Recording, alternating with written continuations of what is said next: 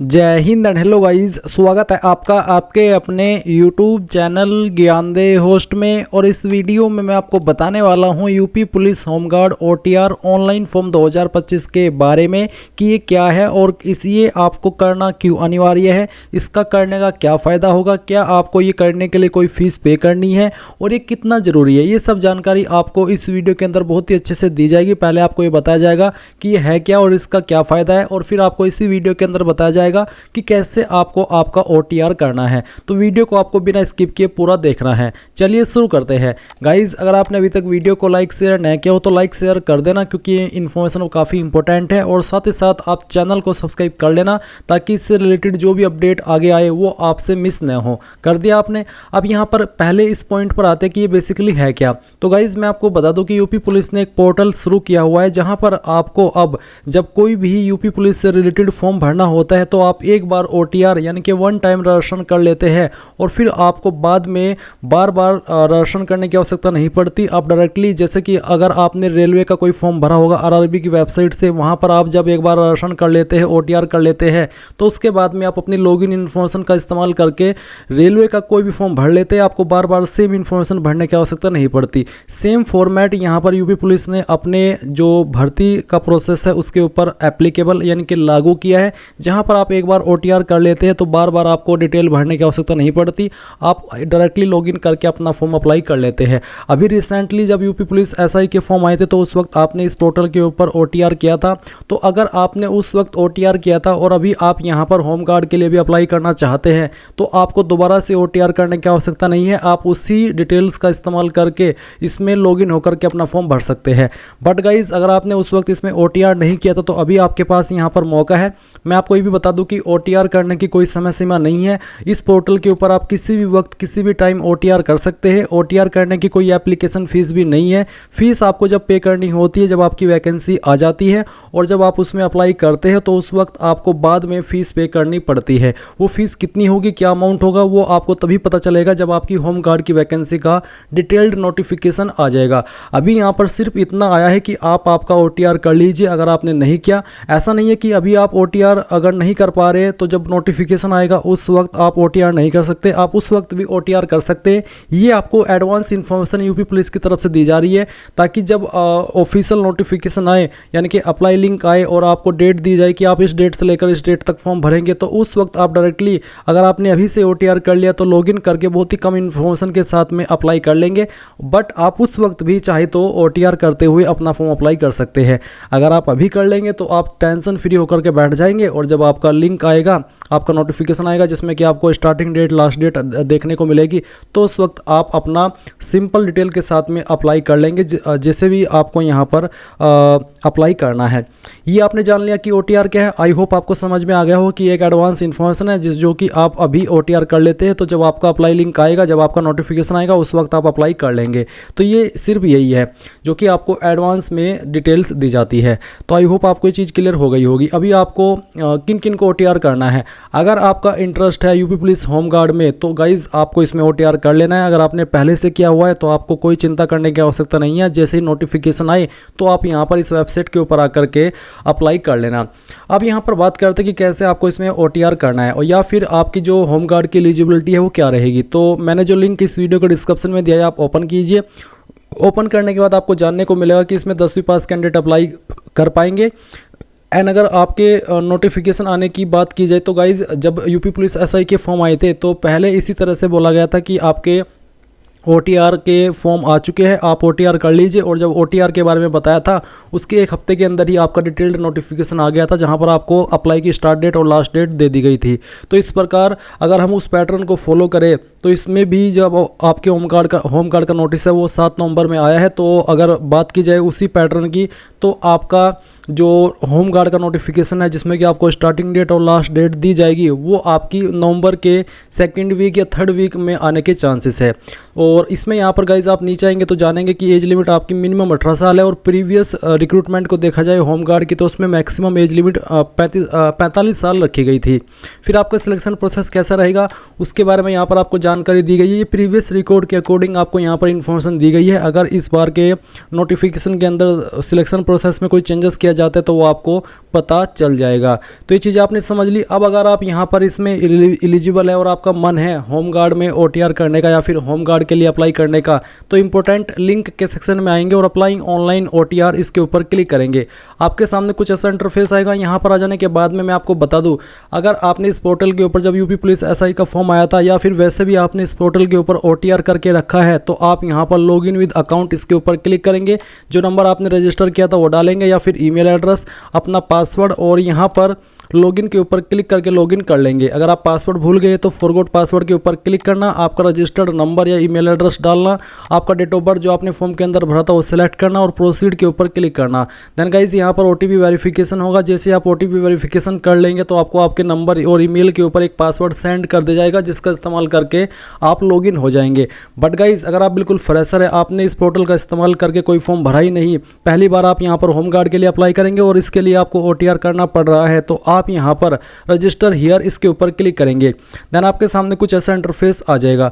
अब आप यहाँ पर आपका ईमेल एड्रेस डालेंगे जो कि आप रजिस्टर करना चाहते हैं और फिर जनरेट ईमेल OTP के ऊपर क्लिक करेंगे। आपकी ईमेल के ऊपर एक OTP जाएगा जो कि आप यहाँ पर डालेंगे। फिर आपका नंबर डालेंगे जो आप रजिस्टर करना चाहते हैं और उसको यहाँ पर डाल करके जनरेट मोबाइल OTP पर क्लिक करेंगे। जैसे ही नंबर वाला भी OTP आ जाए तो दोनों OTP यहाँ पर डालने के बाद एक साथ में आप वेरीफाई एंड प्रोसीड इसके ऊपर क्लिक करेंगे। गाइज जैसे ही आपका OTP वेरिफिकेशन सक्सेसफुल हो जाए तो आप यहां पर सत्यापन का पेज देखेंगे जहां पर आपको बोला है कि I confirm that I have completed 18 years of age. तो आप इसके ऊपर टिक कर देना।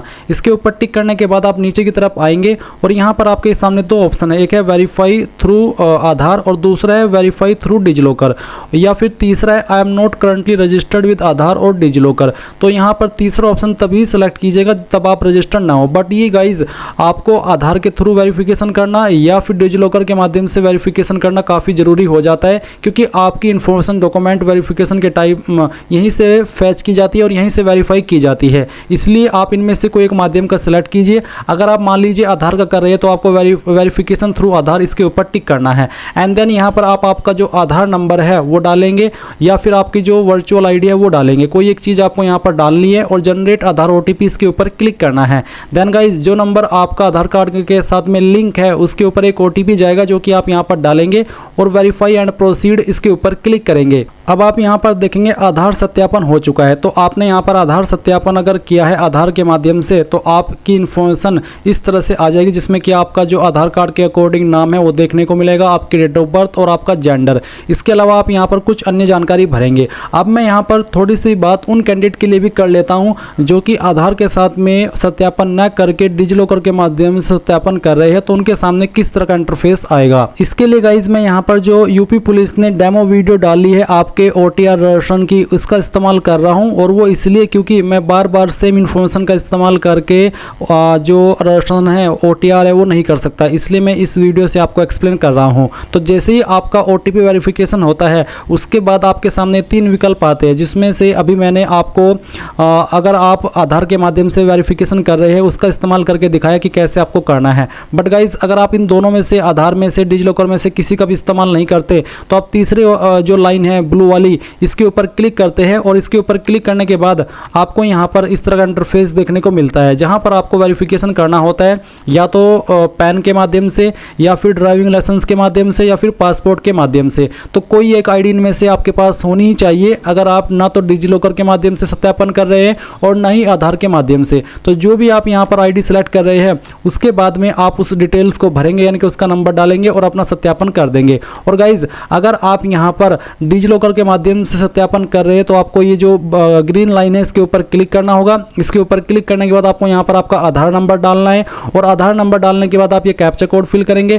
कैप्चा कोड फिल करने के बाद आप नेक्स्ट के ऊपर क्लिक करेंगे। नेक्स्ट के ऊपर क्लिक करने के बाद में आप यहाँ पर देखेंगे आपको बोला है कि एक OTP, तो बेसिकली आपको यहाँ पर OTP सेंड किया गया है, तो आप यहाँ पर आपका वो जो OTP मिला है आपके नंबर के ऊपर वो OTP डालिएगा जो कि आपका आधार कार्ड के साथ में लिंक है, और फिर कंटिन्यू कर दीजिएगा। फिर आप यहाँ पर एक 6 डिजिट का सिक्योरिटी पिन क्रिएट करेंगे अपनी चॉइस का, जिसका एग्जाम्पल आपको आपकी डिस्प्ले के ऊपर देखने को मिल जाएगा। तो आप यहाँ पर जैसे ही पिन क्रिएट कर ले और कंटिन्यू करें तो फिर आप यहाँ पर देखेंगे कि जो आपका डिजिलॉकर अकाउंट है वो बन चुका है, और आप यहाँ पर देखेंगे आपकी सभी इन्फॉर्मेशन आ चुकी है। तो आप जिस इन्फॉर्मेशन का एक्सेस देना चाहते हो यूपी पुलिस को, उसको आप टिक कर देंगे। जैसे कि जो आपके डिटेल्स डिजिलॉकर अकाउंट के ऊपर अवेलेबल है वो आपको यहाँ पर देखने को मिलेगी। तो आपको क्या करना है, आप यहाँ पर देखेंगे नीचे की तरफ आएंगे, और नीचे की तरफ आकर के आप इन सभी को सिलेक्ट कर देंगे, यानी कि जिस डिटेल को आप देना चाहते हैं उसके ऊपर टिक कर देना और फिर अलाउ कर देना। अलाउ करने के बाद में आपका यहाँ पर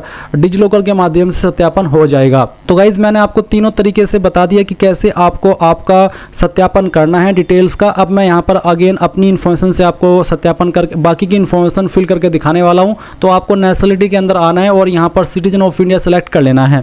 इसके बाद में आप यहाँ पर देखेंगे मैट्रिकुलेशन हाई स्कूल प्रमाण पत्र में पूरा नाम, आपका जो 10th का सर्टिफिकेट है उसके अंदर पूरा नाम क्या है, वो पूरा नाम आपको यहाँ पर एंटर करना है। वही नाम डालिएगा जो आपका 10th के सर्टिफिकेट के अंदर हो। अगर 10th के सर्टिफिकेट के अंदर अलग नाम है तो आप अलग नाम यहाँ पर भरिएगा। फिर जो आपका डेट ऑफ बर्थ है, वो जो भी है डेट ऑफ बर्थ आपके 10th के सर्टिफिकेट के अंदर, वो डेट ऑफ बर्थ आपको यहाँ पर एंटर कर देना है। तो इस तरह से आपको यहाँ पर एंटर करना होगा। एंड देन आप यहाँ पर देखेंगे जेंडर, तो आपको आपका जेंडर सेलेक्ट कर लेना है। फिर यहाँ पर जो भी आपका फादर नेम है वो आप एंटर करेंगे। फादर नेम को दोबारा डाल करके वेरीफाई कर देंगे। फिर आपको प्रोसीड के ऊपर क्लिक करना है। इसके बाद आपके सामने यहाँ पर कुछ ऐसा इंटरफेस आएगा जहाँ पर आपको पासवर्ड क्रिएट करने को बोला है। और गाइज मैं आपको बता दूं, अगर आपकी डिटेल्स आधार के साथ में मैच नहीं हो रही है और आपको उसको मैच करानी है तो अभी के लिए आप यहाँ पर आई एग्री कर दीजिए कि मुझे पता है कि मेरी डिटेल आधार के साथ में मैच नहीं हो रही है, क्योंकि मेरी आधार कार्ड के साथ में नाम DOB अलग है और मेरे 10th के सर्टिफिकेट में डिटेल्स अलग है। तो आप आगे उसके बावजूद भी बढ़ सकते हैं। बाद में चाहे तो आप आपकी डिटेल्स 10th के सर्टिफिकेट के अकॉर्डिंग करा लीजिएगा। तो आप यहाँ पर आपका पासवर्ड क्रिएट करेंगे। पासवर्ड आपका कैसा है उसका एक डेमो आप यहाँ पर देख लीजिए। पासवर्ड के अंदर इंग्लिश का कैपिटल लेटर, स्मॉल लेटर, कोई एक स्पेशल कैरेक्टर और साथ ही डिजिट, कुछ इस तरह का पासवर्ड आपको बनाना है, जिसमें कि जैसे कि मैंने बताया कि छोटा अक्षर भी होना चाहिए, बड़ा अक्षर भी होना चाहिए, डिजिट भी होना चाहिए और कोई स्पेशल कैरेक्टर भी होना चाहिए।